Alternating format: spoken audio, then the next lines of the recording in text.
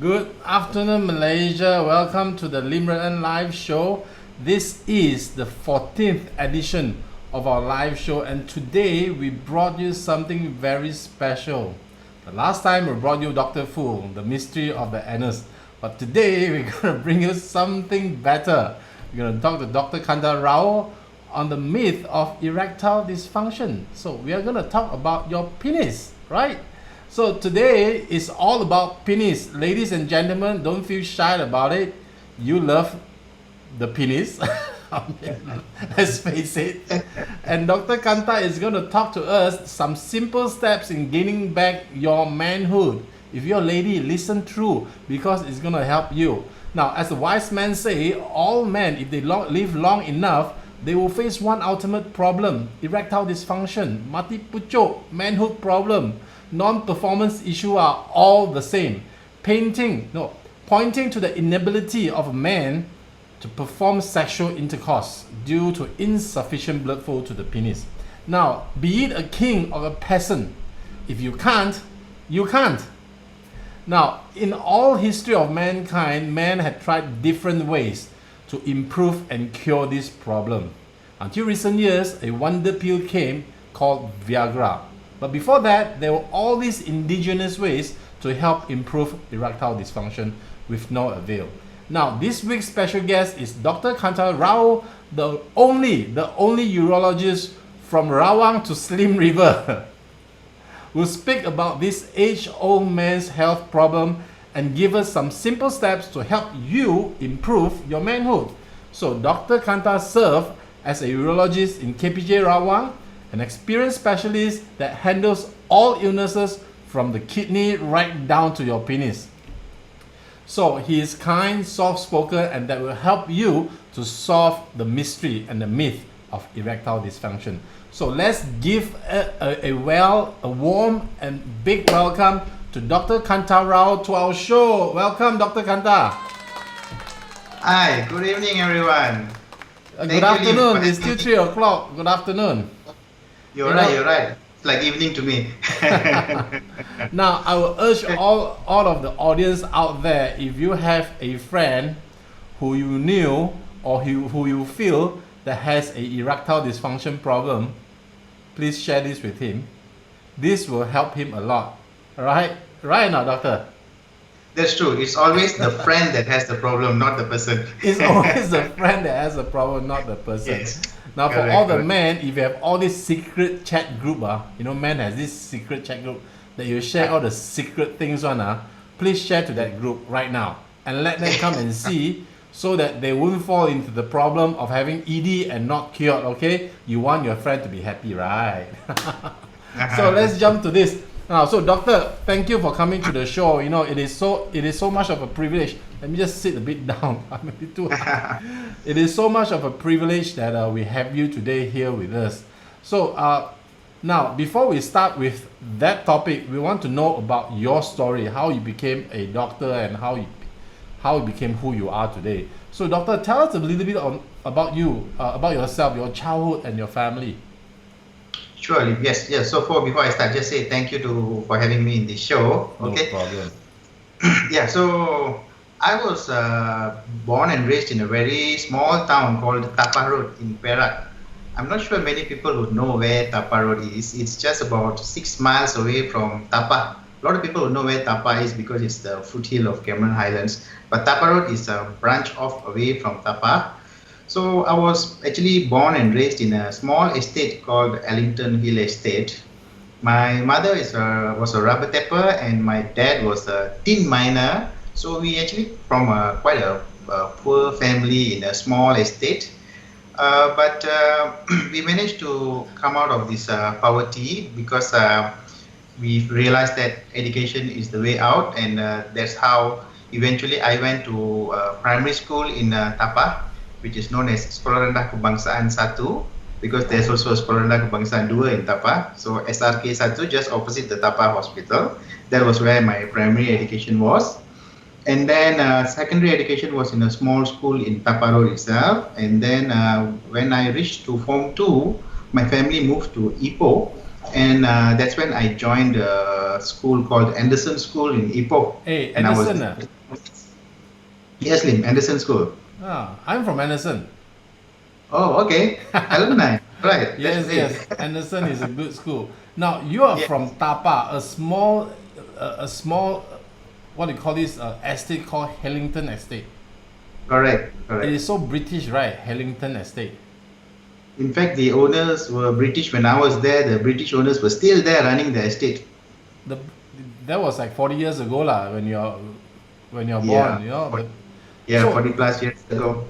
you are from an estate family, a poor estate Yes, family. You have eight family members, right? Something like eight correct. siblings. Yeah, I'm the eighth. I'm the youngest in the family, number 8 in the family.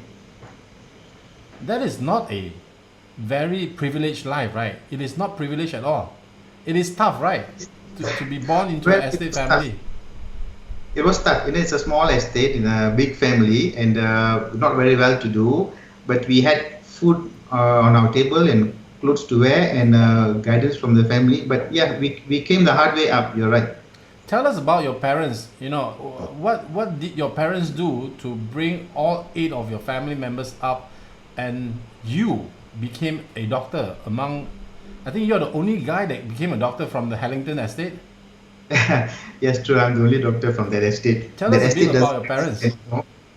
Yeah, true. So my dad was a great man. He was working in the tin mines, very hardworking guy who really took care of the family. He spent all his time and effort and money to make sure that the family is well taken care of. He's a very disciplined guy and he's well loved. So he instilled that into all our family members. So all of us worked hard and we had all these good attitudes that he taught us, which we carry until now. And on the other side, my mom is very supportive for the family. Well, she was also a very hardworking rubber tapper. And you can imagine rubber tapping and tin mining as a general workers, you don't really get much of income, but that was adequate and they made use of that instead of wasting money here and there and all kind of things. Then they concentrated to bring the family up and they instilled the discipline and hard work. Basically, it was instilled in all of us from the young time that the only way out of this so-called poverty is by getting a good education. And education is something that you have to do yourself, with, of course, with the help of teachers, but you have to work hard and study hard, and that's the way forward. That was instilled in all of us from the start. So your parents are great, lah. Your parents, your father is responsible. He took care of your family, put food on the table. Your mother was loving and caring. Now, Correct. tell us a bit of a role model in your life. Who is your role model? Sure, yes. So in early initial stage, of course, my dad and my mom were role models, and then, but eventually my eldest brother was a big role model for me because he was the first guy in our estate to go to a university. So it was a big achievement for our parents and our family, and all of them look up to him because being a first person to go to a university and during those times is like a big deal. And so that he became quite a big role model for the rest of the family, and he's the guy who managed to bring the family slowly out of poverty, and that's how we moved from the estate to a town to Ipoh eventually. So my second role model would be my eldest brother. Wow, wonderful. Your brother basically went to university, became an educator, and took Yes, the whole family out of poverty and moved to Ipoh. correct. Yeah. So by Wow. him doing that, we managed to put a stepping stool for all of us to progress further. Yeah. Mm. So thanks to him, and he's still a great role model for me. I think your brother is listening. Like, would you like to say something to him now? Oh, hello, hello. He's actually based in New Zealand now, so maybe it's a bit late there, but maybe he's listening in. So now you did your medical degree in UM. Now in your days to do a medical degree in UM means you have to have very good grades in STPM, right? So you finish everything in Anderson, STPM, everything? Yes, correct. So I finished my what they call as upper six this time. I don't know what they call it now, upper 6. So I finished my STPM in Anderson School. Yeah, like you said, I was maybe hardworking or good enough to get good grades to enter University Malaya. At that time, that was the premier premier university for medical school. I managed to enter University Malaya for my medical school. That's great. Now, for all things that you do, I mean, there's so many specialties. Why become what we say a urologist? Or doctors would like to doctors among doctors would like to tease you as the dick doctor. Why urologist? Correct. So they used to call us just the urine doctors. The urine doctors. Yeah. Yeah. So that's the second part of my adventure. After finishing my medical school, I did surgical masters. So in surgical masters, we go through rotations where we go through different specialties. And the thing that interested me the most during that time was urology, mainly because even before becoming a doctor, I was interested in more technical things, lot of instruments and all this mechanics and all that. And in urology, we have lots of toys to play with. Example like scopes, lasers, and all stuffs which are very technical, and that really interested me. That is part one. Part two of it also in urology, you can see that most of the time we are able to sort out the patient's problem. Example like if the patient comes with a stone, we can get rid of the stone and the patient goes back cured, completely happy with the service. So that's what I liked about urology also, that I'm able to solve the patient's problem without saying that, okay, it's going to be a thing that you're going to come again and again. Maybe I'll try to solve it. But no, in urology, most of the time we are able to solve it for the patient. That's interested me as well. So you like to play with toys, Yes. No wonder you like to play with the ultimate toy. No, that comes with the job. This show has revved up so much of attention. All my friends all the mans are actually lining up to listen to what you have to say in the later part of the show. Now, if you do have any questions for Dr. Kantha, you can actually post it up and comment and react to us. We will actually take your question, whatever that we can take, we can take. Now, you can actually post as my friend has a problem. It's okay, one, we can understand, all right? Or my friend's friend has no problem, you post that, we can accept, right, doctor? We can, right? That's very common. I always see that, so we accept it. We won't tell who's that friend is. We won't tell. Yeah. Normally, it's always the friend, okay? Friend or so, yeah, if you have any question about your private part, about your thing, please post it up, and Dr. Kantha will actually solve all your questions about your penis, right? Now, you're a nice and soft-spoken person. From our conversation now and also our interaction before, I always find you very nice and soft-spoken. Now, is that a huge influence from your parents or from anybody else? Yeah, it's actually a big influence from my parents. Mainly, again, it comes from my dad. My dad is such a way that he never raised his voice against us or anybody, and he's soft-spoken all the time, and he's able to listen to people's problem and solve people's problem, and that is something that I think I absorbed from him directly. So most of my family members are such as well, and sometimes it's not the best to have, maybe because if you have a confrontation, I lose out because I just give up. I just too soft. I can't say no. That's what something that my dad instilled in all of us as well. Wow, that is some very good upbringing. I think you are one of the show is about success stories, and we bring doctors in who have amazing stories. I think you have an amazing story that came out of nowhere, right in the middle of Perak. Is I would say a poor estate, from an estate family, and came out to be somebody who is now very revered, as a renowned urologist. And I understand that even becoming a urologist, there's not many of you in Malaysia, right? That's true. I think at the latest count, it's probably about 110 to 115 of us in the whole country. Why is it so few urologists? There's 100,000 doctors registered in MMA, but there's only 115 of urologists. Why is that? Why is that so little of you? Sure, yeah, because actually for urology, the training program is a little bit long. meaning that we have to finish our medical school first, work as a general doctor for a while, then become a surgeon first, work as a surgeon for a while, then join a urology training program, and the training program itself overall takes about 6 years. So overall, it takes about 12, 13 years before somebody becomes a urologist. So it's a long process, and a lot of assessments, exams, and a lot of hard work goes into it. So maybe that puts off some people. The other thing is also, but like you said, maybe not many people want to be called doctors who play with dick and urine. So that could be the other reason. Not many doctors. So it's actually a 13-year kind of. It's like Dr. Naresh a few weeks before he went to vascular surgeons. All right. You went to urologists, and you and Naresh are friends, right? Yeah, very good friends, guys. Yeah, I mean, all of you are friends. Most doctors know each other, lah. Out of 100,000.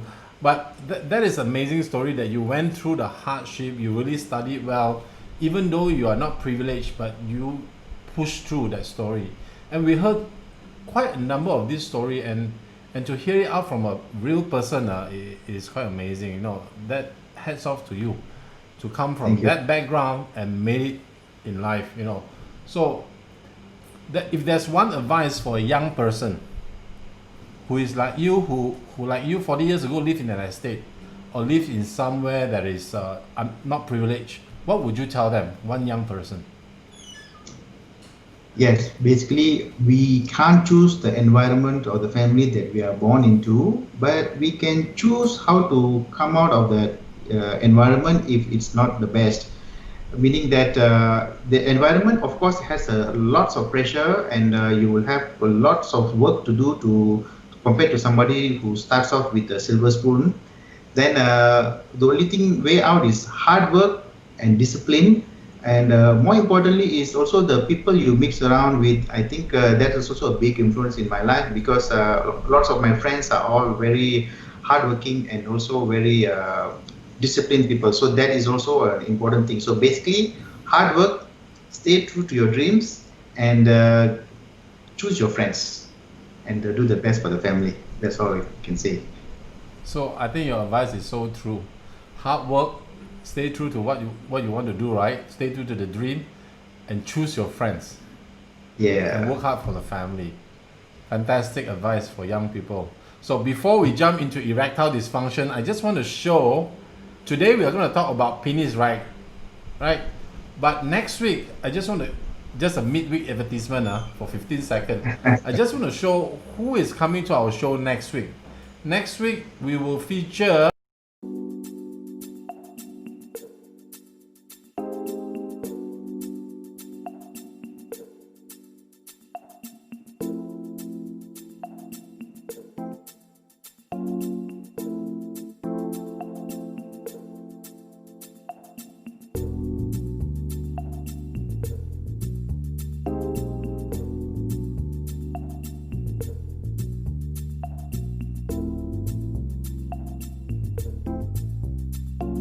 sorry, I was muted just now. Let me just do this. Next week we will talk about this. This is our next week's guest, Lenoran Low, a radio DJ to bodybuilder. She is the influencer that has done it all. She represented herself in Malaysia to attend this WFF Bodybuilding World Fitness Federation show, and she won third prize 2 years ago. So next week we will have her in our show, right? So let's dive back to Dr. Kantha and let's talk about erectile dysfunction, doctor. Yeah, now, I'm still here. Yeah. I was amazed with that picture that you showed just now. She puts me to shame. Of course, that is Lenora Low, our next week's guest, and she has done it all, from radio DJ, MC, right down to a bodybuilding competitor. So quite amazing. So let's talk about erectile dysfunction, doctor. Sure. Now, what actually causes erectile dysfunction? Yes, so erectile dysfunction. I would like to start off by saying that erectile dysfunction is actually a symptom rather than a disease, meaning that it's not a disease on its own. It is a symptoms coming from a wide range of conditions, and presents with a condition where the person is not able to maintain erection adequately and long enough to complete sexual intercourse. So we can see lots of causes for it. A lot of them are modifiable causes, we call it. Example, I'll give you an example. Best cause example is smoking. We know for sure that smoking causes erectile dysfunction. So the other causes are including things like high blood pressure, diabetes, and cholesterol issues, as well as other things like depression, sadness, and also issues where people take different kinds of drugs which can cause erectile problems. So a wide range of issues. So we have to tackle each one individually to see which one we can modify for the person. So basically, you're saying ED is actually a blood flow problem, a blood flow problem. It is because the blood cannot go through the penis, right? Not Correct. enough. So correct. So that's what erection. Basically, erection is blood flow into the penis. There's no bone or any mechanism that keeps it erect. It is just blood flow going into the penis, making it rigid and hard, and something to stop the blood flow from coming back. So any issues that gonna cause problems with the blood flow anywhere in the body, the penis will be one of the first one affected. In fact, it is mentioned that if somebody has erection issues, it could be a marker like that patient may have an issue that eventually it's going to affect the heart or the brain blood vessels. So it is like a marker for people who's going to have heart disease or cerebrovascular disease or stroke. So if you have erections, that could be the erection issues. That could be the first sign that there's something wrong with the rest of the body. So basically, what you're saying is that it can be a alarm for your health. If you have an erectile dysfunction, means your blood flow is not really going very well. Am I saying that? Correct. So one of the first organ that shows the problem could be the penis with the erection issue. Long before it shows in your heart or the brain. So all the men outside, if you're listening, if you have an ED problem, you better go and get yourself checked out, right? True. Better go and get yourself checked out. Yeah. But let's just solve the problem first, right? Let's just try to solve the dick problem. Now, there are some methods, simple methods to improve this. Now, we're going to show you some pictures and some slides. Can you talk us through this? What are the methods, the most simple methods actually, before we go to the mechanical part? Can we go to the medical part? What are the ways to actually solve ED? What are the easiest ways? Right. Okay. So, like I mentioned just now, sometimes there's predisposing causes to it. So, I'm coming back to smoking again. We know for sure that people who smoke will have erection issues, and if they stop smoking, and over a period of time, we can see that the erection may be able to improve. That is one. So, all these modifiable factors has to be modified first. If the person has diabetes, good control of diabetes has shown to improve erection. If the person has high blood pressure, by controlling hypertension, we can see that the erection improves. Same thing with cholesterol levels. High cholesterol levels with no other symptoms except for erectile dysfunction. You control the cholesterol levels, the erections have a chance to improve. Obesity is also a cause. By losing weight itself, most people's erections can improve. Physical activity. So if you do lots of physical activities, which will improve the blood flow in the body, which will also improve the blood flow to the penis, and erection automatically improves as well. So all these modifier factors has to be modified first. Then we come to medications. All right. So you're saying stop smoking, stop drinking? Well, alcohol is a lesser factor than smoking, but of course, and it's moderate alcohol. People say alcohol improves erectile, Is that true? I think because when they are drunk, everything looks improved. Everything looks improved. So, stop smoking, reduce weight, and exercise. Yes. That's simple enough. That's like taking care of your heart, right? True, exactly. Like I mentioned just now. So this is a precursor. Before the heart problem comes, the penis problem comes first. So you can sort it out at the penis problem. Maybe it will not progress to a heart problem. Right. This is something this is mind opening. If you solve the penis problem, you might have a chance to solve the heart problem. Might. Okay, that is fantastic. So what is that wonder pill? Viagra. Now before Viagra, there's something that I sold last time as a rep. It's called the Muse. Can you tell us a bit about the Muse? All right, yes. Before Viagra came into the market, there was this thing called Muse. It's called a medicated urethral system, where it comes with a mechanism where you try to put in a small pill through where you pass urine. I can imagine it not to be a comfortable thing to do. So you would have been difficult for you to be a salesman selling this thing. Oh, of but course. but I can say that but I can say that once you put the pill inside the where you pass urine, the urethra, it does give quite good erection for people with erectile dysfunction. It is a medication that actually works, but it's a little bit uncomfortable to put in.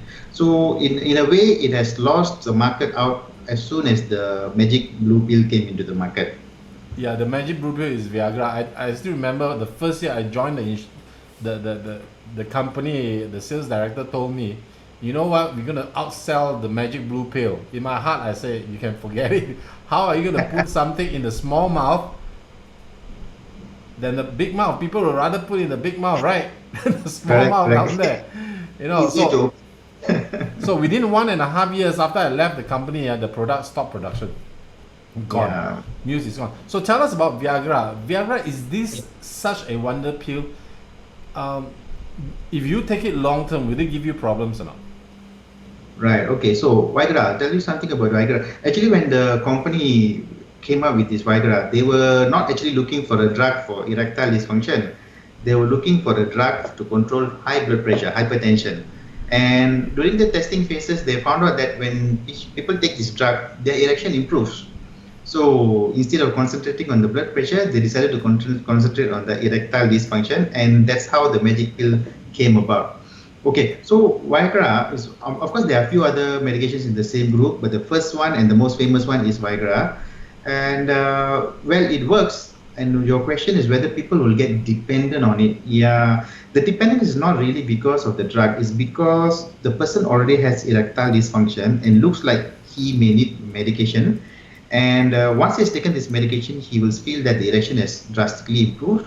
And without the medication, the erection is not going to be there. So in that way, he may become dependent to the drug, but not because the drug is like an addictive dependence. The other thing is whether it will become, meaning that it eventually may not work because the person gets desensitized to it. But as long as the other parameters in the person is all right, the drug is expected to work as long as it can, meaning that he can continue to take for many, many years without issue.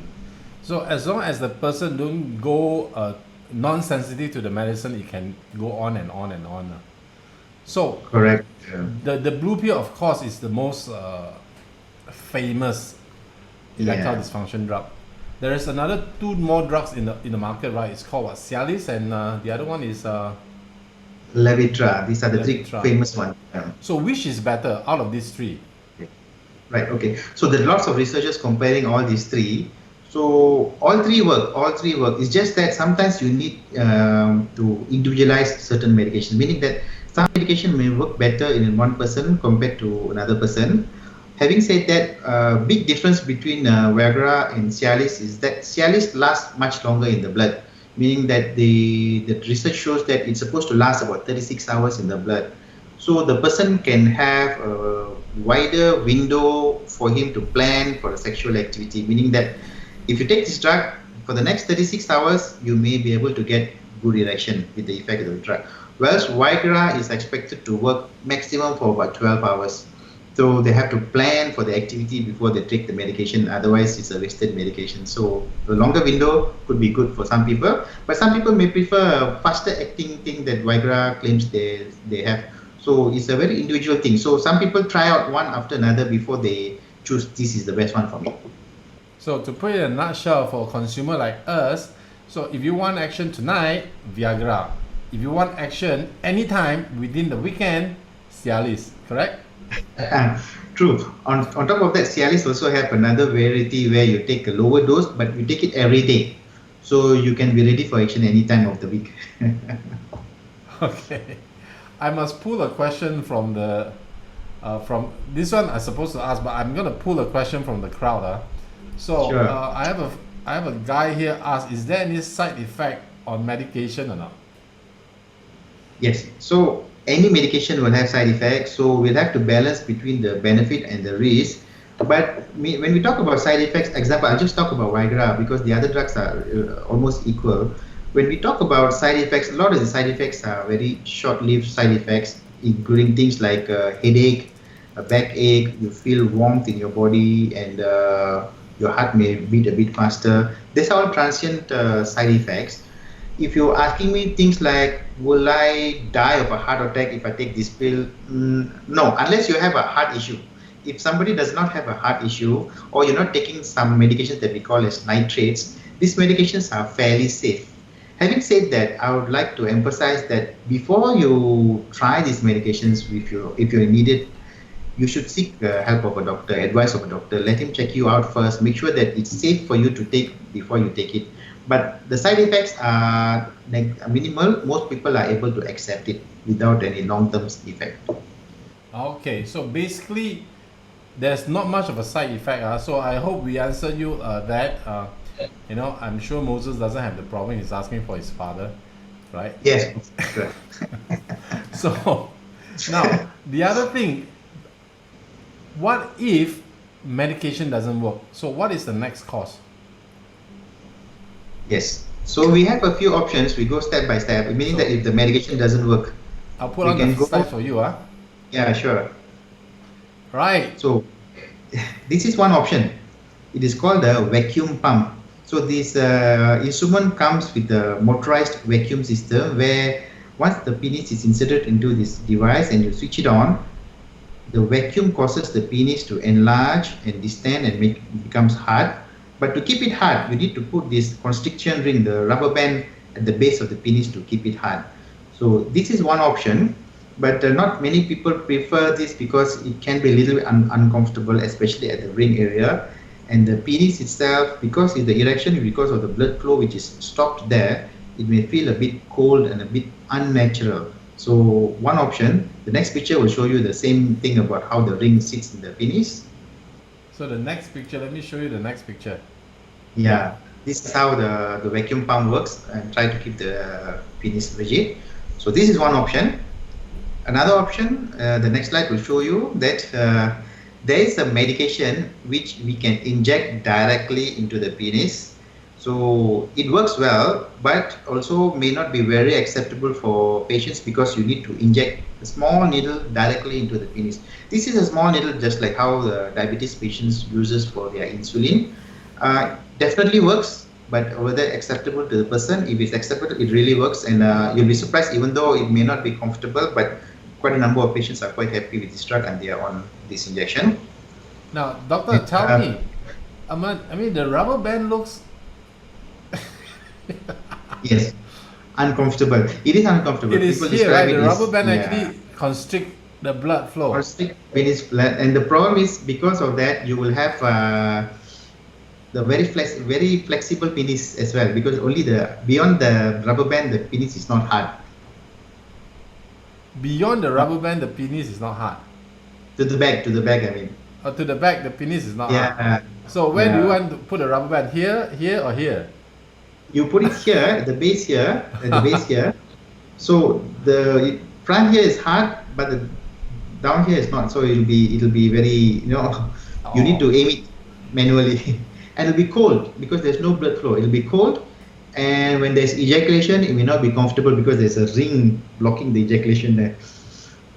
Okay. But for people who don't have any erection, painful erection is better than no erection. Okay, I can get it. So let us just go back to this. You are saying that this is actually like a needle. It is like an injection. Tell me, how big is the needle? Show us by your hand, how big is the needle? It's a very small needle, difficult for me to show here, but it's like similar size to the insulin needle. People inject insulin sometimes up to 2 or 3 times a day into their abdomen part. Similar small needle. So actually the injection itself is not too painful, but whether the person can do it or not, because a lot of people have needle fear, needle anxiety. So otherwise it's not too painful. The injection itself is not too painful. You know, the fear of putting a needle in the penis, you know, sometimes put it in the finger also got problem. Not say put it in, you know, this That's is right. worse than putting a pill into that, right? Yeah, it's actually the same medication that the pill they put inside. Instead of the pill putting inside there, you are injecting it directly into the penis. So, all the audience out there, today's topic is educational. Just do it, take it as educational. You know, you guys need it anyway. So, if you have any question, please ask. We are non-judgmental. We will take any question, and we will try to do that. All right, try to answer all your questions. Now, let's talk about something more radical. We have more, right, to go. More options. Let's talk about something more radical. What is this? This looks like a gun shooting through the penis. Yes, it is actually a gun shooting at the penis, but what is shooting out is actually sound waves. Like I told initially, the erection is actually a blood flow issue.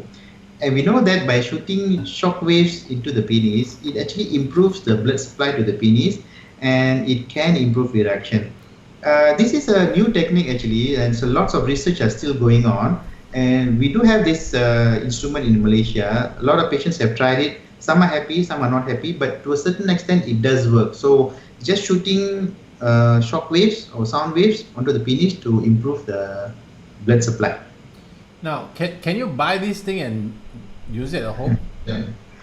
Well, it's an expensive instrument for you to buy and keep at home, and it's not supposed to be a treatment that you do every day at home. It's supposed to go on like maybe about 15 sessions or 20 sessions, then you stop, then hopefully the erection is all right, or maybe a year or two later you may need to do this treatment again. Okay. How much is this treatment? Do you do it in your clinic? I don't have this machine in my clinic, but on average it usually costs about 7,000 to 8,000 for the whole session, full session. Okay. So it is still something. So when are you going to get a machine like that, doctor? Well, anytime. Actually, I don't have the machine in my clinic, but I can get the machine to come in because the company is willing to bring it in. Anytime a patient needs it, I can offer the service to the patient. Okay lah, means you can do it lah. Okay. So Yeah. what if this doesn't work? Then what happens? You know. So I'm gonna show the next one is surgical, right? The next thing is surgical, Yes. right? Correct. Okay. So what is this, doctor? This is like putting a huge rod into the penis. Yeah, absolutely right. That's exactly what this is actually, because we know that, like just now I said that the erectile tissues in the penis is gone, so we are replacing that erectile tissue with this piece of rod. These two rods sitting inside the penis actually, they are malleable, meaning that they are flexible rods. You put it inside there, and anytime you need an erection, all you need to do is straighten up the rods, and you get the erection. The rods are staying inside at the same size and same hardness. That means your penis will always be same size and hard. So it may not be comfortable for you to hide the penis inside the pants because it could be obvious bulge, a little bit bulge there. But whenever you need an erection, all you need to do is straighten up these rods and you get an erection. And this is a surgical thing that we need to put inside. It's supposed to give you normal erections, normal orgasms as well as normal ejaculation. And it works, but it's something that we have to do surgery to put it inside. So, I mean, if I look at it, it's actually just, I just use this, it's actually more like a pen inserting into your penis. Correct. And then two pieces of pen on the side of the penis.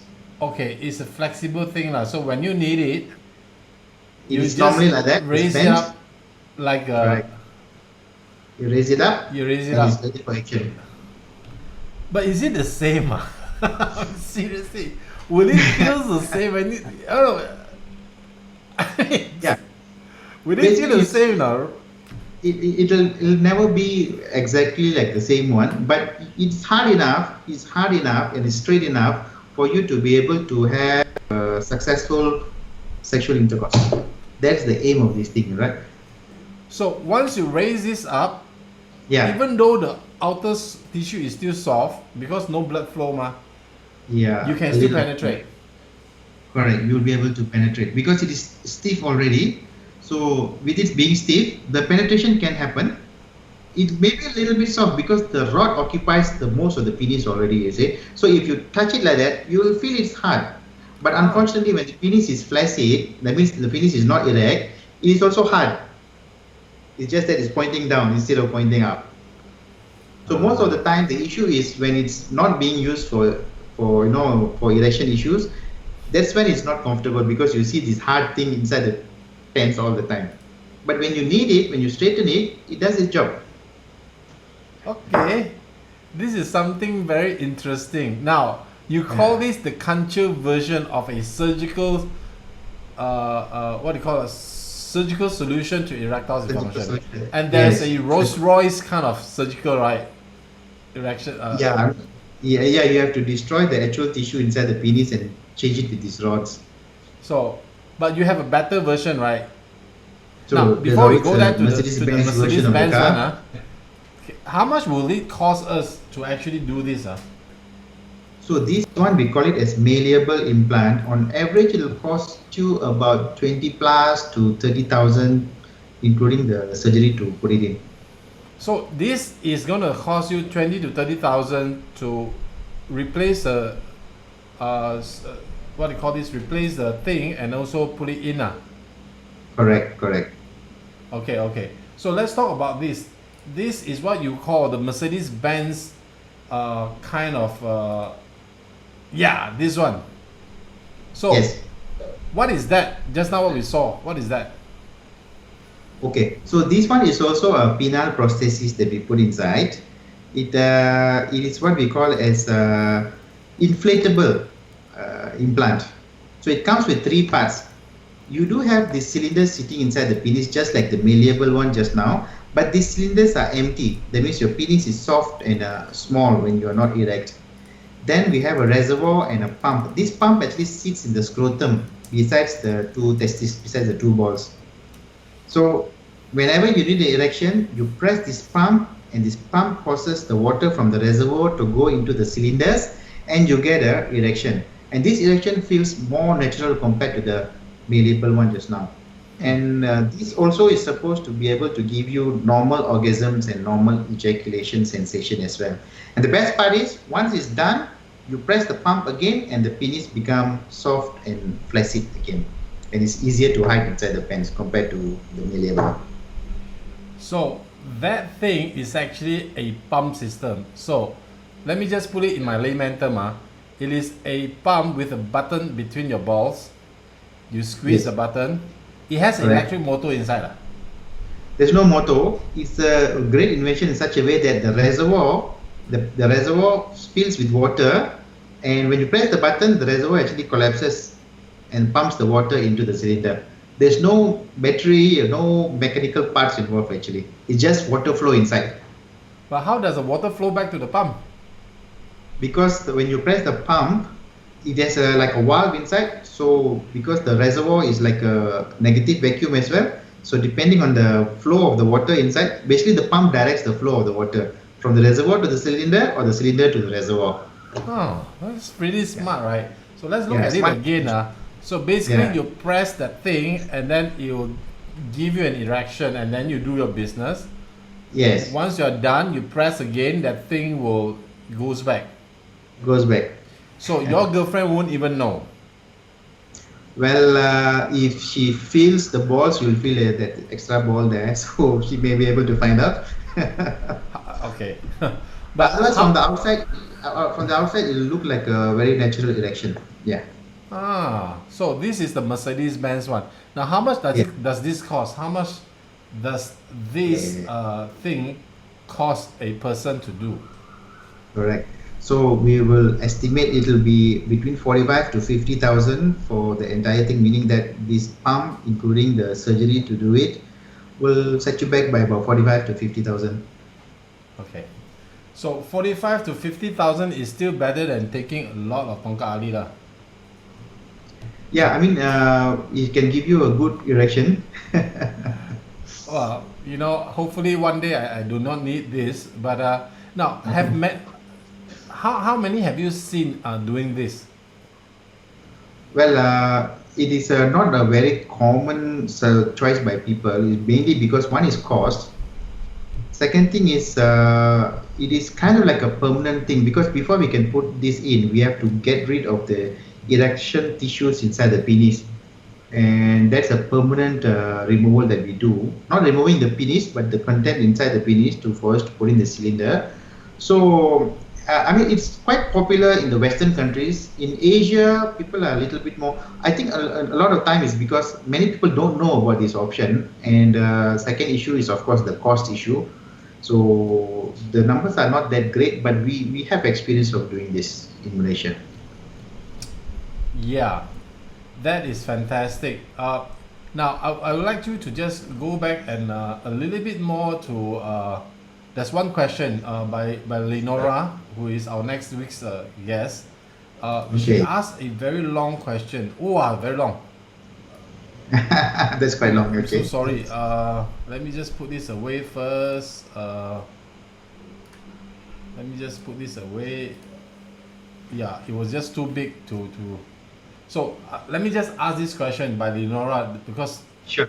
the picture was just too big to. I don't know what happened. But anyway, Lenora was asking. Now, is there a holistic way to actually eradicate erectile dysfunction? But I think just now in the beginning of the show we did say that already, right? So the root Yes. cause is a lifestyle and all that. Can you just reiterate that question for her? Yeah, no problem. I mean, that's a good question because at the end of the day, before we go to this medication, surgeries, and all that, go back to the basics because a lot of things that can be modified, like I mentioned in the start, things like smoking, control your blood pressure, control your diabetes, control your cholesterol levels, activity, physical activity, lose weight, and a healthy diet, and all that. All these are big factors in trying to manage erectile dysfunction. Also, another factor that I did mention briefly was about other factors like psychological factors, meaning things like depression and sadness and all that will definitely affect erection as well. So those are also modifiable, but you may need extra help from a psychologist or a psychiatrist to do that. So if somebody has depression and you expect him to have good erections, it may not be possible. So all these factors that we look into, and we have to tackle each one individually, even before we talk about medication. So modify first, whichever can be modified. So as what I understand from Dr. Kantha just now, they are saying about lifestyle. So erection is actually a blood flow issue. Your blood flow is not going to the penis, that's why you don't get an erection. So you are saying exercise, lose weight, and what the other thing was exercise, lose weight, and smoking, don't smoke. All right. Control your problems like blood pressure, Control your hypertension, blood pressure, depression, and all that. cholesterol. Yeah. So basically, you can actually solve this right now. Well, if the people can come and see us in the initial stage when they already have a little bit of erection problems, and we look through their what is behind this.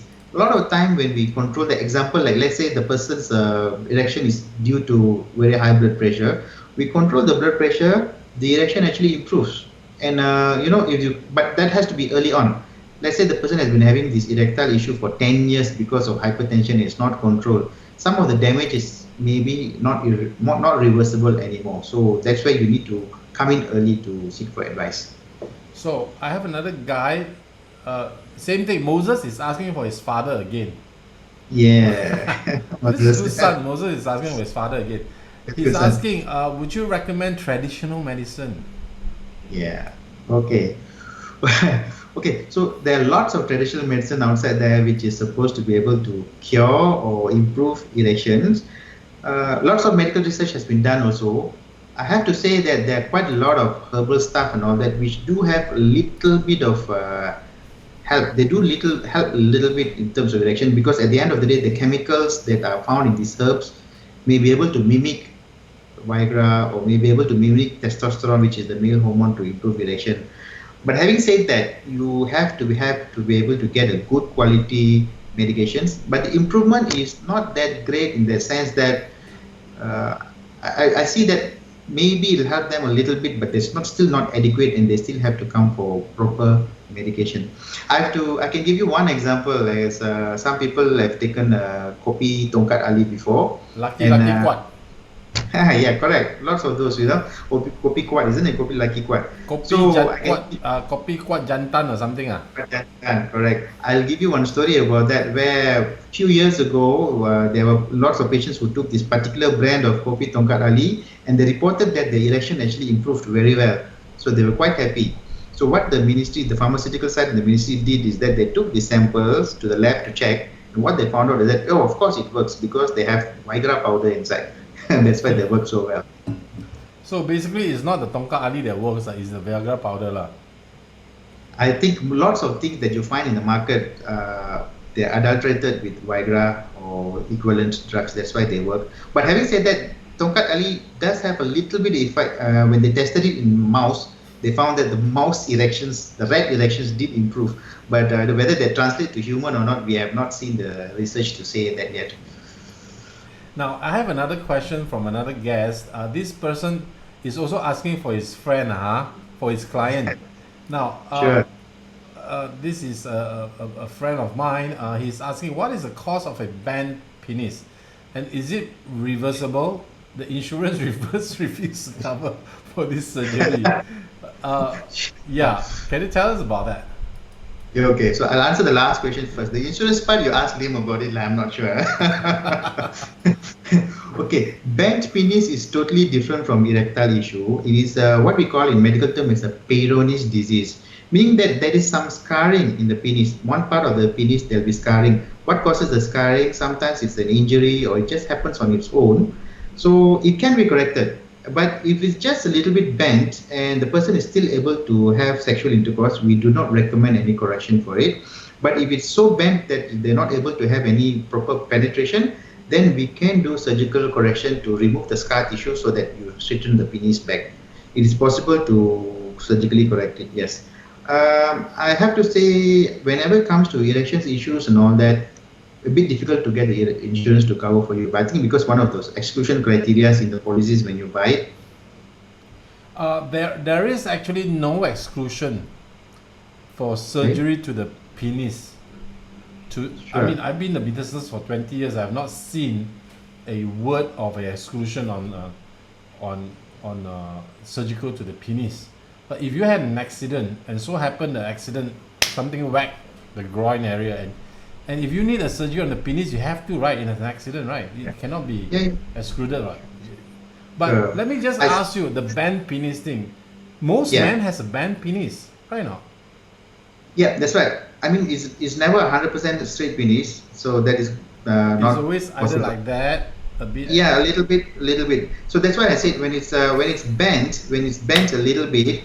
It is so when it's fun bent to a do little this bit. with you. Yeah. When it's a little bit, but you're still able to have a proper penetration and complete the sexual intercourse without an issue, it's not an issue. It becomes an issue when it's bent so much. You can even have a penis that is bent like that. So that's not possible for you to have a penetration. So those are the ones that may need surgical correction. So it can be solved. It just needs surgical. So yes. One more question before we go into kidney stones and all that. Just last one. This guy is asking, doctor, if let's say you have very few sperm, does it affect erectile dysfunction or not? Okay, sure. Okay, so those are two different problems actually. People who have good erections may have poor quality sperms. People who have poor quality sperms may still have very good erections and ejaculation and all that. Two different problems. But there is a one point there where sometimes it's related in the sense that if people who have low testosterone, low male hormone, they can have both problems at the same time. Poor sperm quality as well as poor erection because their male hormone is a bit low. Otherwise, there are two separate problems. I have seen many patients who have good erections with poor sperm quality, and infertility is that issue. So that has to be looked into why. But there's no very strong direct relationship except for the testosterone part. So basically, it is not a related issue lah. So we can still have very good sex life but no children. Correct, you're right. Right. Okay, let's talk about a little bit about the other things that you do. You are taking care from the kidney right down to the penis, right? Yes. So your bread and butter will be stones. You take care of a lot of stones. Yeah. Correct. Because in Malaysia, stones are very common. So stones of the kidney, the urinary tract, we call it, is managed by the urologist. So we manage stones. So bulk of our urologist work in Malaysia is on stones. So yeah, we are the ones who treat the kidney stones. Also, anything related to the kidney, to the ureter, bladder, prostate, meaning that if the cancer of the kidney is also under urologist, prostate issue where the patient having problems passing urine and all that, and even prostate cancer is also under the urologist. So anything that needs surgery or surgical intervention related to the kidney and the urinary tract all the way up to the end of the penis or the urethra is under the care of the urologist. Now, let me just bust a myth. A lot of people thought that urologists only take care of men. It is not true, right? You take care from the kidney right down to the urethra, which means you take care of ladies as well, right? Correct. So you are very right in that sense that people have that myth thinking that urology is a men's department, because lots of urologists are men, but the patients, we treat both men and female. So if a female has a urethric stone or a kidney stone, it's still being treated by a urologist. If a lady has a problem passing urine or emptying her urine or she's leaking urine, is also managed by the urologist. So we do have quite a bit of female patients. I'll say it's about 70% men, 30% female patients that we see. So let's answer a few more questions. There's quite some questions coming in. We have from, yes, he is asking, can cholesterol be the cause of erectile dysfunction or not? Can it be one of the causes? Definitely. So that was one of the first things that I mentioned just now as well. So blood pressure, diabetes, and cholesterol.